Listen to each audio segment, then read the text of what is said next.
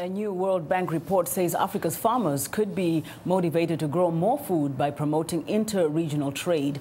The report also says the trade could contribute to better food security and possibly avoid recurrent food shortages. Now, each year, Africa imports grains worth $20 billion. The World Bank says that the continent could avoid food shortages if it reduced the red tape concerning rules, fees and high costs that are strangling regional food trade, and by putting large parcels of uncultivated land to more productive use. The bank estimates that 19 million people are in danger of hunger and malnutrition in West Africa's Sahel region. The World Bank's lead economist for Africa says that there is a huge need for Africa's farmers to grow more food. At the moment, just 5% of Africa's imports of food staples, of grains, comes from African farmers themselves. The rest is coming from outside of Africa. Yet there's enormous potential for African farmers to satisfy the demand for food. Yields in Africa are much, much lower than the rest of the world.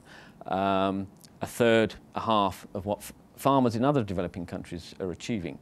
And a very small fraction of the amount of land that can be cultivated in Africa is actually being cultivated for food.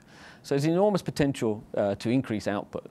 But to do that, African farmers need incentives to do that. And often the nearest market, the nearest large market for farmers is across a border. And constraints on trade, rules and regulations, very much hampering African farmers in getting their food across borders, limiting the incentives that they have to invest in new seeds, to invest in fertilizers, and to increase their output and productivity. The World Bank report noted that although Africa holds 60% of the world's arable land, it only generates 10% of global agricultural output. Inspired by the popularity of American and British home makeover shows, a television producer in Kenya has created a farming reality show that is helping farmers in Kenya, Uganda and Tanzania do a better job.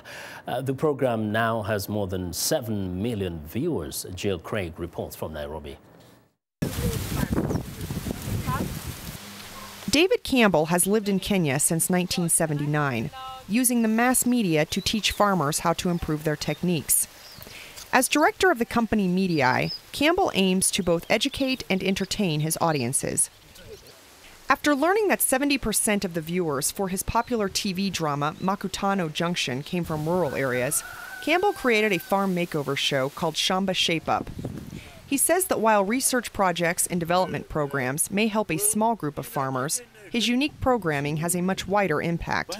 Here we have a TV show that can reach 7 or 8 million people in the region who are in the cash economy, who can participate in this kind of work, and they're not being reached. And that's why, the real underscore of this whole thing is that we need to reach people, because development will happen when people know what they can do and how they can participate.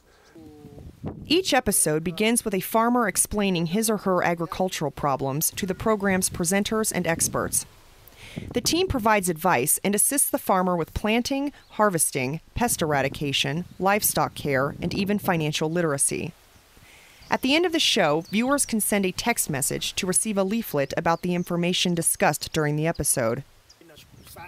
Presenter Tony Njuguna says the show is providing valuable expertise to rural East Africans, and he says that's evident when his team returns to see how things have been going. We find that most of them have developed. They are no longer wherever they used to be. They have moved up, and it's quite impressive. George Karawe Mungai participated in the first season of Shamba Shape Up and is now doing a follow-up episode. He says the show has allowed him to increase his farm's productivity. Mungai has even become a bit of a celebrity. He says when he travels around, people address him as Shamba Shape Up. And he says his neighbors are also benefiting from the show. I've become almost a teacher to the society surrounding. They come here, they ask questions, I'm able to teach them on how to do things. Shamba Shape Up highlights approximately 13 farms each series. It is broadcast weekly in English and Kiswahili throughout Kenya, Tanzania, and Uganda. Jill Craig for VOA News, Nairobi.